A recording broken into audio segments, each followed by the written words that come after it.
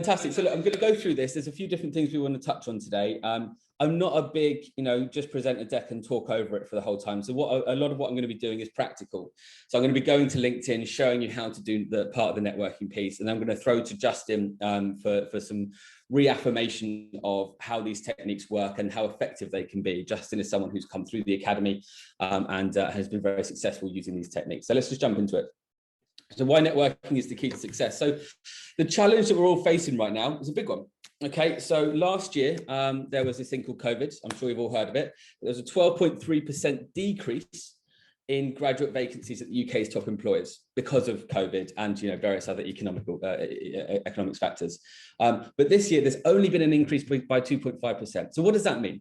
That means that over the next few months, when everyone's trying to get for the same sort of graduate roles, the same sort of positions in those top companies, you're not only fighting against and competing with the people from this year, you're fighting with everyone who didn't get a job last year. Okay, so that's why the application process right now is still important, but it is not what's going to make you stand out and differentiate yourself from everyone else. And that's what you need to be doing. You need to differentiate yourself from the crowd, because if you're one of 100, 200, 1,000 people applying for a role, everyone has very similar backgrounds and degrees. And I speak to heads of graduate programs on a weekly basis, as you would imagine, doing this sort of role and running this sort of company. And they say the same thing to me every time. A degree will get you through the door. It will get you the interview. It will allow you to do the application. But after that, there needs to be something that you're doing differently. There needs to be something that's going to make you stand out from the crowd. So we're going to talk a little bit about how we can do that during this presentation. Okay, and obviously we'll take some questions at the end. Yeah, let's jump into it. So the very first thing that you need to do as a graduate or as someone going into any role, this applies for the rest of your career, is understand your mission statement, right? You can't market a product unless you know what that is, right? So it's the same as yourself. You can't market yourself as a product to a client or an employer unless you know who you are and what you're marketing. There's no point. I've interviewed people in the past. My background was 10 years as a recruiter. I've run, I've hired hundreds of people, and I've also run a lot of assessment centers. And if someone turned up to an interview and I said, so, tell me about yourself, what is it you're looking to do? And they say, I need a job. I'm not hiring that person, right? I need to know who they are, what their mission statement is, what their career objective is, where that passion comes from, why they stand out, why they think they stand out from the crowd, and what sort of company you're looking to work for. And the reason it's really, really important to get this mission statement down right at the beginning of the process is so that that goes through your CV, your LinkedIn, your interviews, your cover letters. When someone says, so why do you want to do this sort of role? Why do you want to go into this particular sector? You've got that there, right there. Well, the reason for that is my career objective is this. And my passion for that objective comes from. And the reason why I think I'd be better at this role, and don't get me wrong, it is a competition. You're in a competition against everyone else right now. So you need to decide what it is that makes you better than everyone else, what it is that makes you stand out from that crowd. You need to be able to have that to hand. And anytime someone asks you during an interview, when you're writing a cover letter, whatever it is, it's really, really important to get that down. There's a few other things on here as well with a manager who is, I want to work as that, whatever that role is. It's also important to get the location down and a minimum salary. Salary not so important in graduate roles these days, but something that's definitely you need to have when you're going into a process. So mission statement, very, very key to get that down. Who are you? What are you looking for? Now, I'm going to jump into the last person that I worked with. This was a mission statement, a career objective. I've just taken this off their CV. We wrote the CV together. So I'm a junior developer with a true passion for technology. My objective is to secure a position at a forward-thinking and innovative company that will enable me to use the skills I've learned to not only add value, but really affect change within an organization. My passion for technology is driven by curiosity and need to create effective and efficient solutions to complex and difficult to solve problems. Seeing my code come to life as a final product is what drives me. Working through iterations, incrementally building week by week on a product to materialize a defined, purposeful, and elegant end goal is what I love to do. Given the opportunity to build and expand my knowledge, my goal would be to become a developer and IT professional that not only adds value, but leads from the front in terms of design and development decisions and outcomes. Now, that's a lot better than saying, I would like a job in IT, right? And that's what a lot of people say on their applications. And that's what a lot of people say on their CVs. I'm a dedicated, forward-thinking, proactive individual with a good work ethic. Are you? I don't know that, and neither does the employer. right? They are just words on a piece of paper. And I'm a big advocate of show, don't tell, right? So show that you're proactive, show that you're organized, show that you're a good communicator. Don't just write that down on a piece of paper. So this is a really good insight into, this is the kind of person where if I have 100 applications all saying I've got a year's experience doing voluntary work as a developer, and I'd like to work as a Java developer, you could have 99 of those people. The one person that's going to stand out is someone who really talks about who they are, what they want to do, and what's going to, what they can bring to a company, the passion, their involvement, why they want to be there, right? It's really important to get that down. Obviously, don't copy this mission statement. It's going to be different for all of you, right? But get that mission statement down and get that passion across for what you want to do. Because if you turn up to a role and they say, why do you want to work in this industry? And you say, I don't know, then you're not going to get anywhere. Really important to get that right. Okay, company list. Now, this is one of the things that's really, really important. So once you've defined your industry, defined what sort of sector that you want to go into, get a list of companies together that you want to work for. So your top 20 companies. So my dream 5 companies, okay? So that could be a Google, a Tesla, whatever that is to you. 10 companies that are relevant, and then 5 companies that are wildcards. Now, I'm going to get into why this is important in a little bit, because the idea, the task of I need to find a job or I need to find a graduate position is such a huge thing to have to do that you have to break it down into its component parts. Otherwise, you just end up, I don't know, on LinkedIn or on Indeed, just applying for roles for, well, maybe that one will be right, or maybe that one will be right. Yeah. So get those companies defined, because then you can start networking with them. And then we're going to talk about exactly how to do that shortly.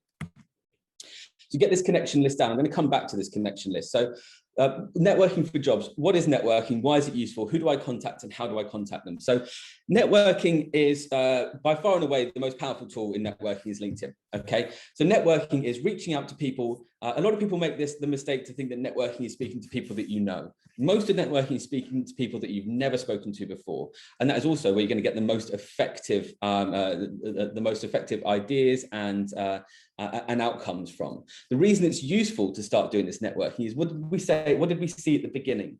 That there was a 12.6% decrease in roles, right, last year. So you're competing with all of those people. So if you're just applying for roles online, on Indeed, on LinkedIn Jobs or wherever it is, then you are up against 10, 20, 30, 100, 1,000 people, okay? So it's really important to network so that you can skip that queue. Why apply through the HR process if you can go directly to the hiring manager or directly to someone who works there? Because the HR department don't decide who gets hired. They have a say, absolutely, and I worked in HR for a long time, and they have a say who gets hired. They're the ones who put the adverts out, but the person who decides who gets hired is the hiring manager. And that hiring manager, say you're a programmer, would be the head of development. If you're a project manager, it would be a program manager, right? It'll be easy for you to look up, easy for you to look up what those people are. If you want to go through your job search, just type in, the sort of the succession tree of your chosen career, and you'll be able to find out who those relevant hiring managers are. So that's why it's useful. You can go directly to the source, okay? You can go directly to the source of the person who's hiring. This applies for graduate roles because most graduates end up working in a specific team. There'll be lots of hiring managers or managers within that company who have a number of graduates under them. Go and speak to those people. Go and speak to graduates who've achieved getting a role in that company in the last year. Who better to speak to about how to get a graduate role at PwC than someone who just got a graduate role at PwC? They know exactly what to say. They know exactly how to stand out. They know exactly what to do that's going to differentiate them, or that did differentiate them from the rest of the crowd, because they literally did it, right? They did it in the last year. So when I'm talking about networking, there's a few different types of people to network with. You want to find 2 stakeholders or hiring managers at a company, and then 2 people who are your peers, someone who just got a graduate role, okay? Someone who just got a role as an intern, for example, if that's the level you're at. So that's who you contact. How do I contact them? Well, this is the bit that most people get, I guess, a little bit nervous around. And like I said, I don't want to just sit here and talk at you for a little bit. I want to actually do some practical examples. I'm just going to check the chat and make sure that everyone can still hear me. Everyone still hear me okay? Yeah, I think we're all good, Neil. Perfect, good stuff. I'll keep going. So let's head to LinkedIn. So what do I do if I want to go and find some hiring managers, or I want to go find some peers to reach out to, and how do I go about that? Like I said, I would like to do more functional, practical coaching. So the first thing you need to do is you've got that list of 20 companies that you've identified. Let's say, I don't know, let's pick a company. Let's pick PwC, for example. Maybe that's on your target list in your dream 5 companies to work for. Really simple. Type in PwC. Okay, you've got the company here, PwC. Click on that. All right, so then you're going to come up to this company page. Obviously, PwC is a massive example. Didn't know there was that many, 250,000 employees worldwide, presumably at PwC. So we want to identify 2 stakeholders and 2 peers at that company that we want to contact and network with, right? So what are we going to do? Just click on employees here. You now have a list of all of the PwC employees that have a LinkedIn page anyway. So let's say you want to work in a particular sector. I don't know, strategy, okay? So you want to work in strategy. So you type in strategy here. All right, so now you've got people, so Chief of Staff, Global Strategy and Leadership at PwC. Alexis Mellon Jenkins. Alexis is probably a fantastic person to speak to if you want a job at PwC in strategy. Strategy, innovation, emerging markets, Zinat here, fantastic. Now, if you want to narrow this down by country and location, obviously you can do that as well. Click on location, narrow that down to the United Kingdom. For example, wherever you are in the world, I'm not sure how global we have the team is on here. Director of Global Strategy and Leadership at PwC, Daria, fantastic. So what are we going to do? I want to find 2 people who are senior in strategy at PwC. So we've got Daria here and we've got Susanna, okay? So they look like 2 people that would be relevant to speak to. Now, obviously, this depends on what job you're going for. If it's not strategy, it's something else. The whole process still applies, right? So Daria, brilliant. Let's connect with Daria.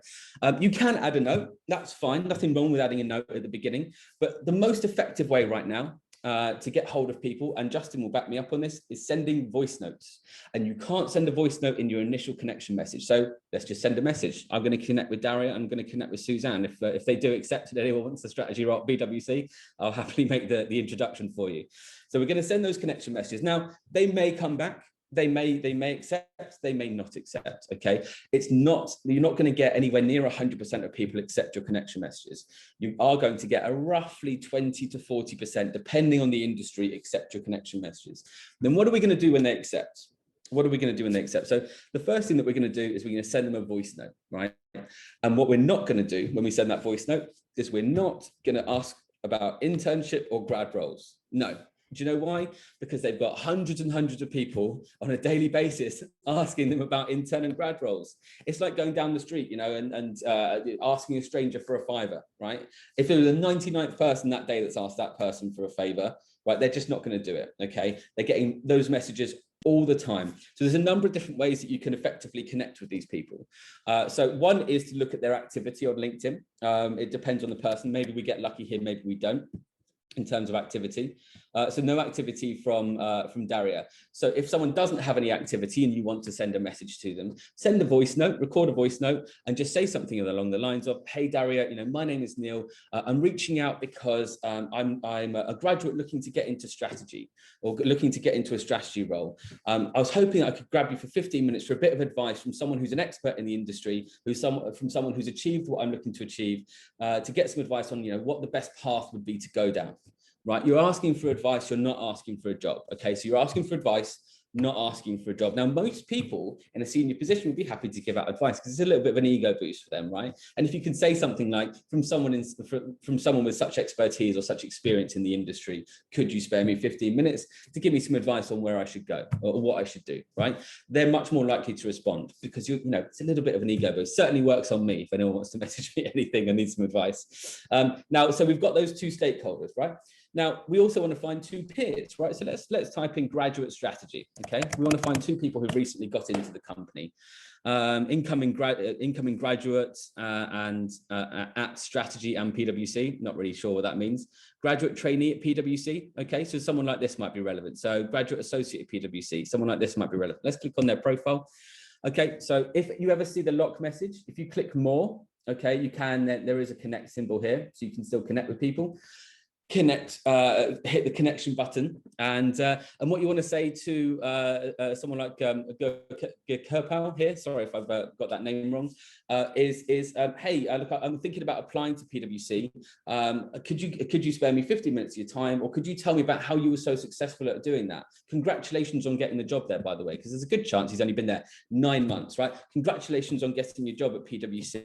It's a place that I'm looking to apply for in the near future. Could you spare 15 minutes of your time to tell me a little bit about how you managed to achieve that? Again, bit of an ego boost. You're right, I did achieve that. I did get a job at PwC. I'm really proud of it, and he should be, right? It's something to be proud of achieving, getting a graduate role at a company that you want to work at.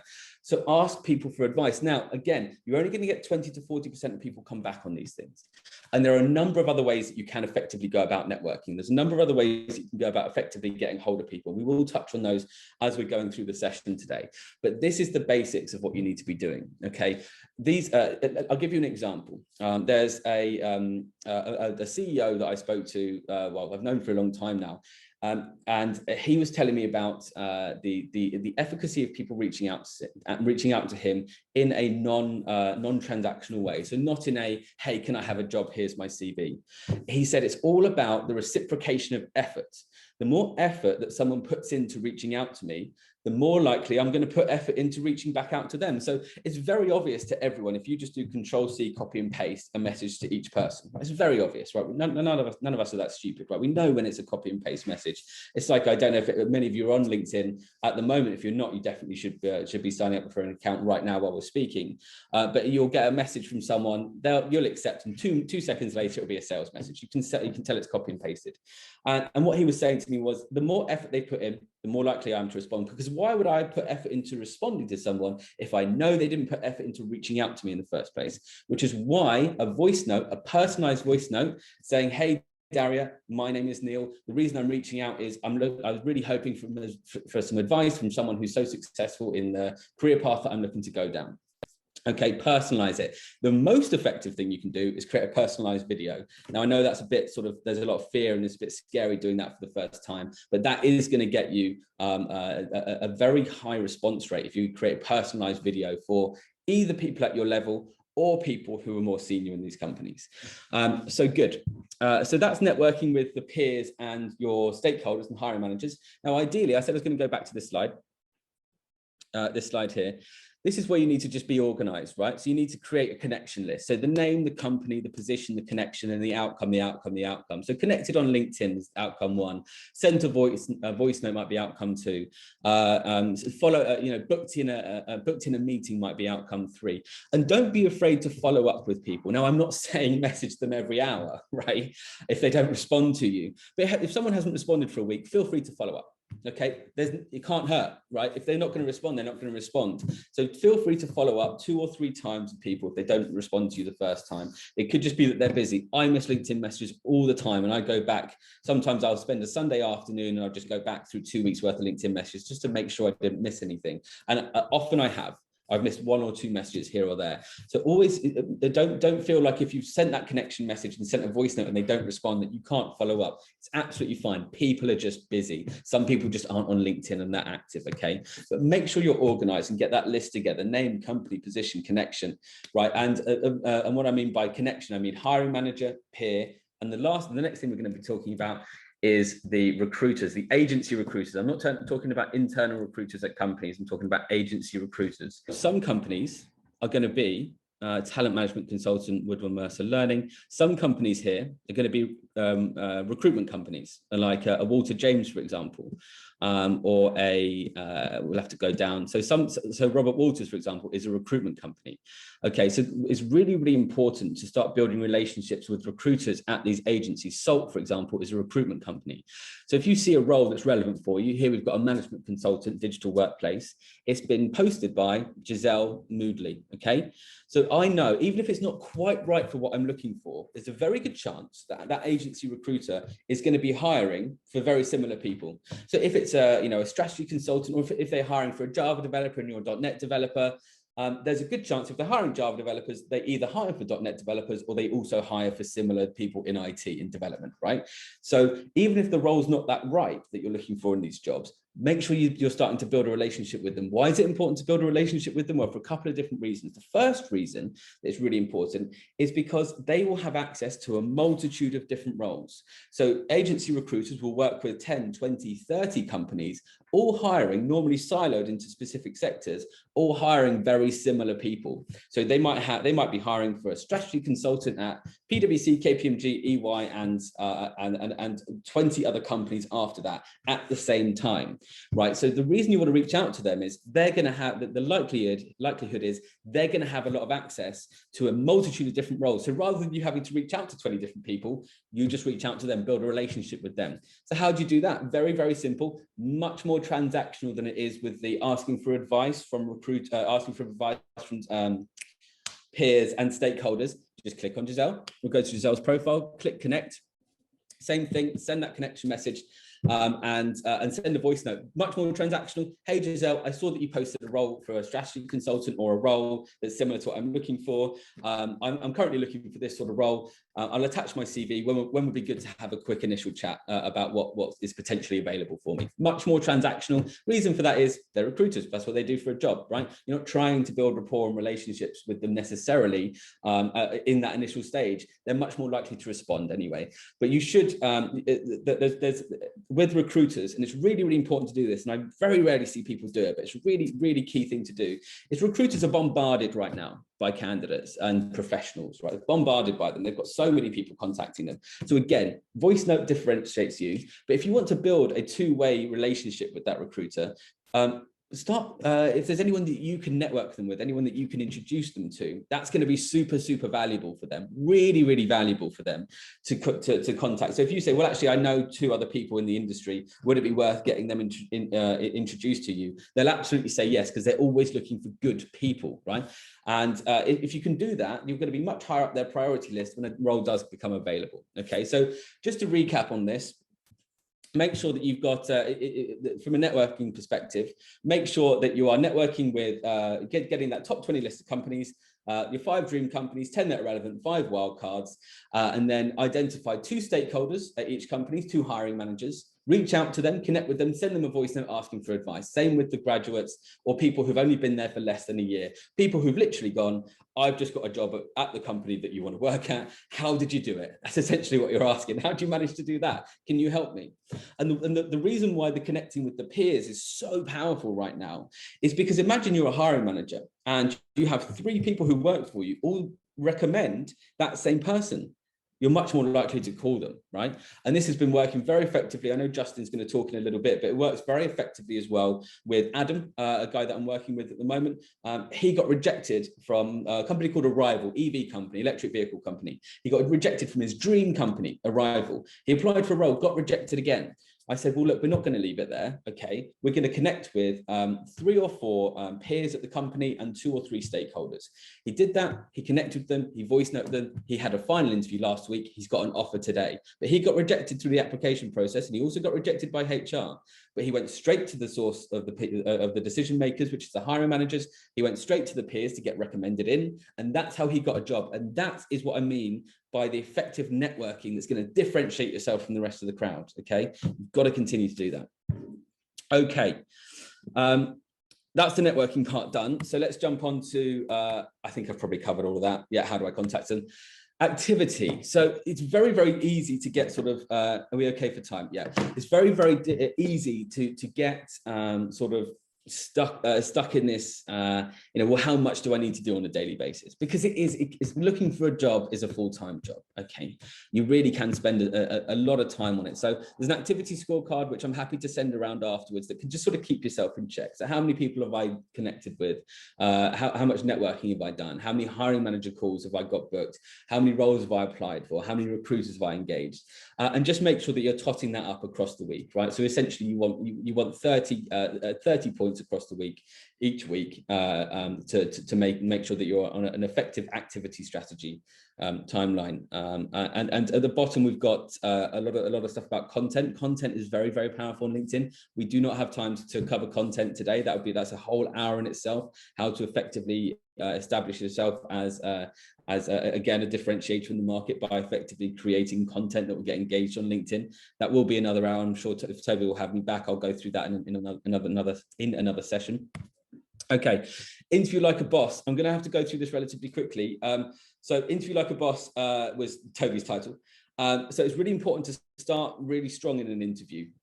Introduce yourself well. There's a lot of important questions, follow up and networking. So networking is going to be really effective with your interviews. If you know you've got an interview at a company, you should right then and there be networking and connecting with people in the team that you're going to be joining. There's nothing more powerful than turning up to an interview and the hiring manager says, so why do you want to work here? And you say, well, actually, I spoke to Tim who works in your team and he said this about the direction of your company. And that really aligns with my values for these reasons. I also spoke to Amanda and Sarah who work in your team. As a hiring manager, if someone turns up to an interview and you've already spoken to the whole of their team, you're going to be right up at the top of that list of people they want to hire. Because what did I say earlier on? Show, don't tell. Don't say you're proactive, be proactive. Don't show you're a good communicator, be a good communicator. Don't show you're organized, be organized. Turn up to that interview having spoken to members of the team. Turn up to that interview having already organized meetings and sessions with members of that team for after that call, right? Show them, don't tell them, okay?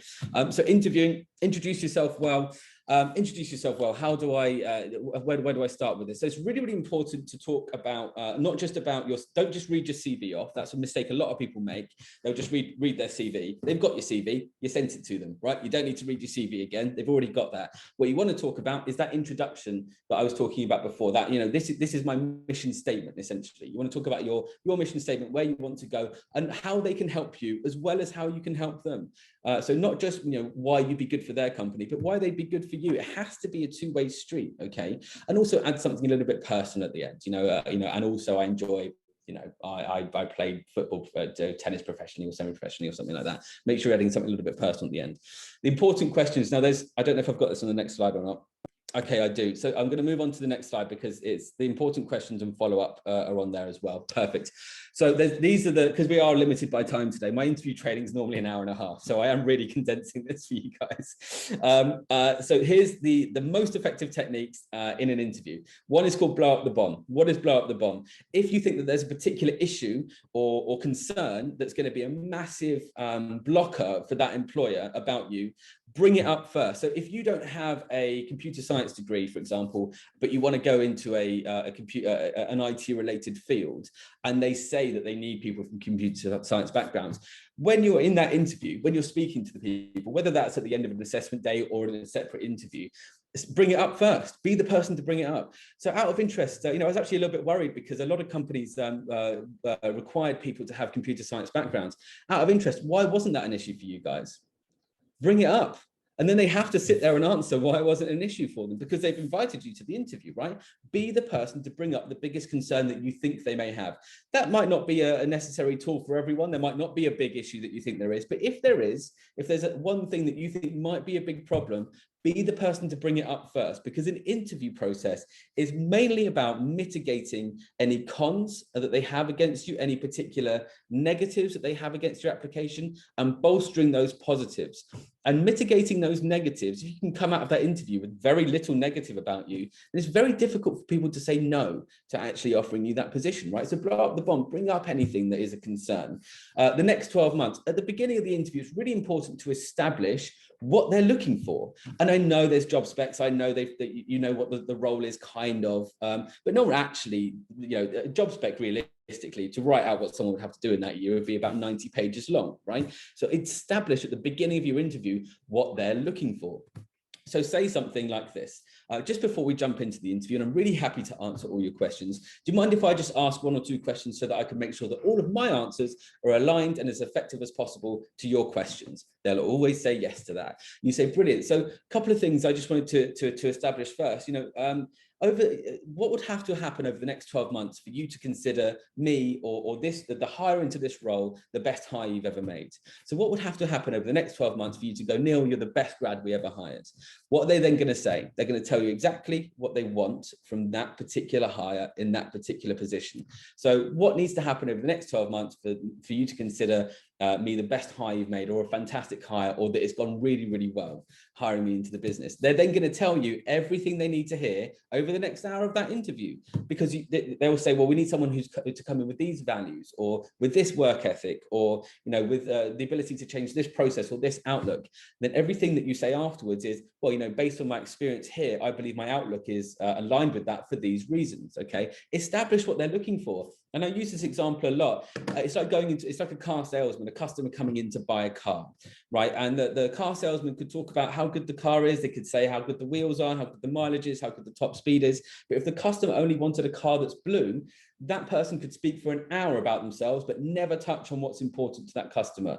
It's the same in an interview. You need to establish what that customer, which is the employer, wants before you can tell them whether you'd be good at it or not, right? So establish that right away at the beginning. Now, again, we don't have much time to go through this. So a really, really powerful question to ask at the end of an interview is, do you have any reservations about me or my application? What did we say before? It's about mitigating any negatives in that they have against you. So we've blown up the bomb, that's out the way with, right? We've established what they're looking for. So we're going to tell them that that's what we can do. Obviously, truthfully tell them that's what we're going to do. Don't make it up.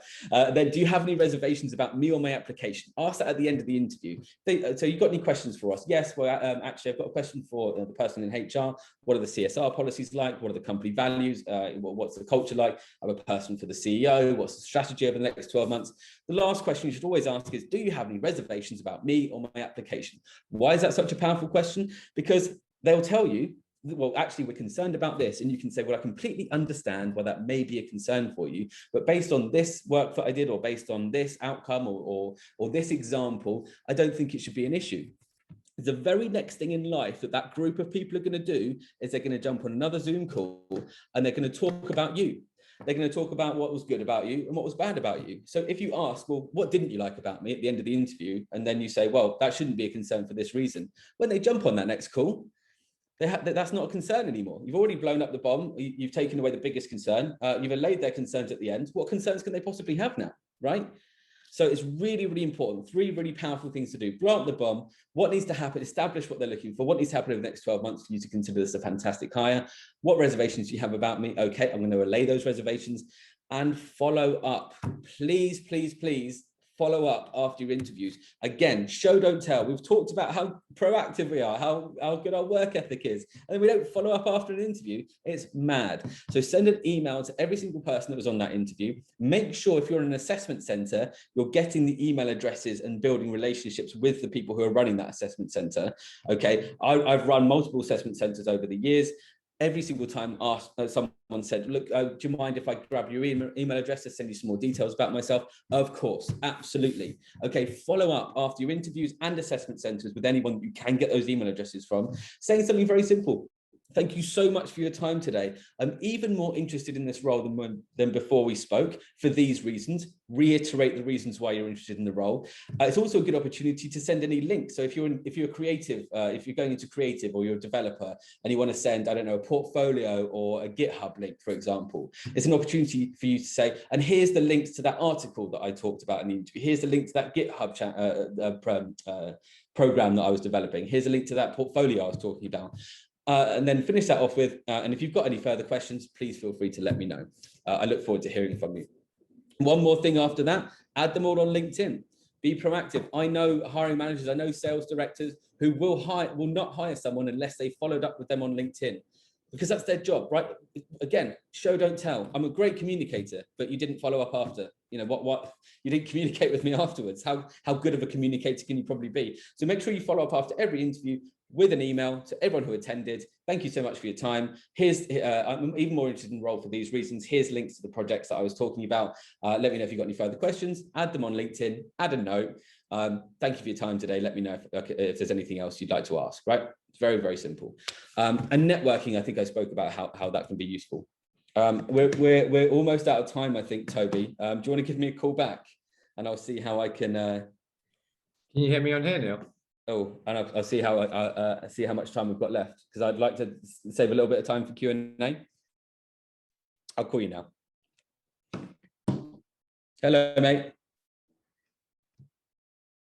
Hello. I can hear you on here, not on the stream, no. Okay. Okay, so yeah, I've got to go after at 3 o'clock, but I'll just keep going through the deck. Yeah. All right. Okay. Yep. Cheers. Okay. Win the assessment center. So there's a few things that are really important here. Like I said, I've done a lot of assessment centers. Now I'm not going to sit here and just talk about what an assessment center is. You've all got Google, you've all got degrees, like you're not stupid people, right? You can all understand that there's lots of different tasks that you're going to be asked to do. There's lots of different, you're going to be put into groups, you're going to be dragged into rooms, especially right now, Zoom rooms or Microsoft Teams or however they're doing it. The thing you need to remember with assessment centers is they're looking for a few different things. They're looking for a number of different qualities from people that are going to essentially, are they going to work well if we hire them into a team? Are they going to sit there and be quiet? Are they going to be too loud and obnoxious if we hire them? Are they got too much of an ego on them? Or are they going to sit there and actually add value in a sensible way? So how do you get that across in an assessment center across all of these different tasks and all of these different rooms that you'll be dragged into? You need to establish yourself as essentially as a leader of a group. Okay, so establish yourself as someone who's confident, not scared to voice your opinion, not scared to take charge of a situation, but also someone who is going to be accepting other people's opinions and accepting other people's what's the best way of putting this? Asking other people in that group what they should do or what they think. So a good example would be in one of these rooms in an assessment center. What I think we should do, guys, is we should do this. Gary, what do you think? What ideas do you have? Sarah, what ideas do you have? Establish yourself as a leader, but not someone who's overbearing and obnoxious. Essentially, the whole point of an assessment center, like I said, I've run a few in the past. Quite a few in the past. I'm just looking for someone who's got the confidence, who's thinking critically about a situation, who's working well in a team environment, someone who's taking charge, but not taking charge in an obnoxious way, that it's overbearing, not letting other people's values and opinions into that, right? And there's, I know I've only got 5 minutes left. Again, the assessment center training is a good half hour, 45 minutes, but that's the overarching ethos around this. You want to come across as someone who's got strong leadership skills, but also someone who's not going to be overbearing and is going to work well within that team. And a great way of showing that is, taking other people's opinions and values on board whilst being the person who's sort of running that situation. Again, if anyone does, and I know I just want to mention this before I go, if anyone does want to book me in for a free session, I do free coaching sessions. We'll send round. Oh, I've just got Toby on the phone. 1 sec. Hello.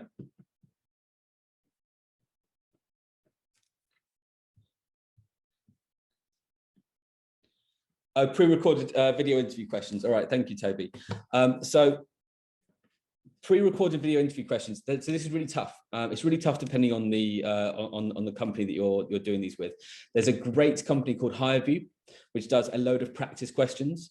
But here's some top tips on this. Okay, make sure that you're practicing on most of these scenarios. You will be able to find out what the questions are first with a little bit of digging on Google, right? Most of the questions are pretty standard across most companies. So if you are, it depends. It's difficult to say without speaking to you directly about this for a few minutes. But depending on which company you're interviewing at, you'll know the questions first. Sometimes you won't know the questions first. But if you do have time in between the questions, the most important thing you can do is record it on your phone first. Record it on your phone first.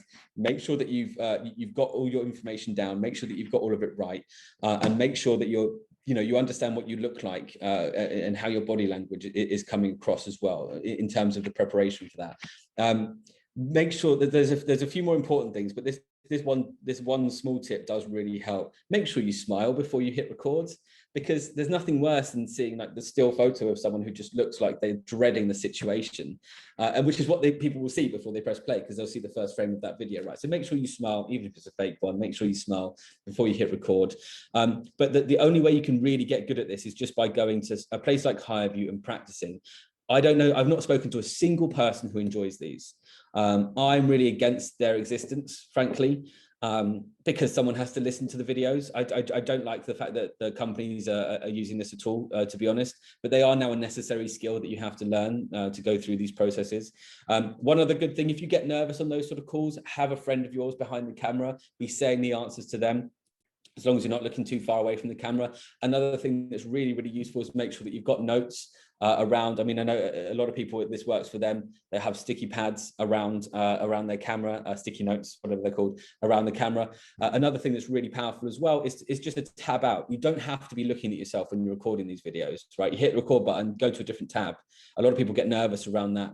I'm just going to have a look at the chat here because I saw a few things come through. Oh, fantastic. Yeah, so in terms of the video, yeah, in terms of it's just practice, right? It's a necessary evil, and I don't know if your opinion is that you don't like them. I certainly don't. I've had arguments with, well, I won't say which company, but I've had arguments with some very senior people in consultancies in the UK about the efficacy of them and how they're making people feel. But unfortunately, it's just a reality at the moment. You've just got to make sure that you're practicing them. Practice on your phone. Get the standard questions. Go to hireview.com, I think it is. But just Google HireView. There's loads of practice questions on there. That's all the advice I can really give on that. One last thing before we go then. 1 minute, great. Let's quickly do standout applications. Past, present and future two-way street and research. So with your applications, make sure you're doing as much research as possible, but delve deep. What are we trying to do here? We're trying to differentiate ourselves from the rest of the crowd. Okay, we're trying to differentiate ourselves from the other 100 applications that recruiter has received that day. So most people do a really base amount of research. Okay, they will know, I don't know, the company's revenue from the last year. They will have looked at, an article that came out, right? You really need to delve deep. Most companies have a quarterly always forget the name of it. They have a quarterly report that comes out, okay? Look at their quarterly report. Most companies have a 5-year plan. How's that 5-year plan tracking, right? No matter what you're going in, do much deeper research than everyone else rather than just Googling that company, looking at the about section and going to the graduate section. Show that you're doing something different, show that you're going deeper into that research. The last person I worked with on this, who got the job, by the way, off the back of this application and obviously the interview training, was we delved really deep. I think it was a 112-page document that company had put out. We went right down to, I think it was page 89 to 90, that had the 5-year plan and how they were tracking. Now they wanted to go in as a financial analyst, and what part of what they put into their application was one of the reasons why I'm looking one of the reasons why I'd love to come and work for your company as a financial analyst is during COVID, based on your 5-year plan, you still managed to track above the average, above target, sorry, over the 2 years that COVID has been affecting the global economy. And that's the kind of company stability that I want to go work for. Now, I very much doubt a lot of people went that far and deep into that research. So make sure that you are going really deep into your research. It has to be a two-way street. So with the applications, don't just talk about what they can do for you, or sorry, what you can do for them. Also talk about what they can do for you. The average tenure at companies now is 2.6 years. They understand that. They know that you're probably not going to be there forever. No one's alive for anymore. You don't have 30 years at a company. So make sure you're talking about, my career objectives, what my present is, what my future is, where I want to go. And what I want to do. How can I help you, and how can you help me in my career? We're over time now, but I'm Neil Ewington, run the Early Career Academy. Please do get in touch. If you want to book in a free session, go to my website, which is www.eca.careers. Head to the bottom of that page, and you can book in a free coaching session. I think it's 15 minutes currently. I always go a little bit over. If anyone needs any extra advice, book me in. I'm happy to give you all the time. And that's me. I hope that's been valuable for everyone.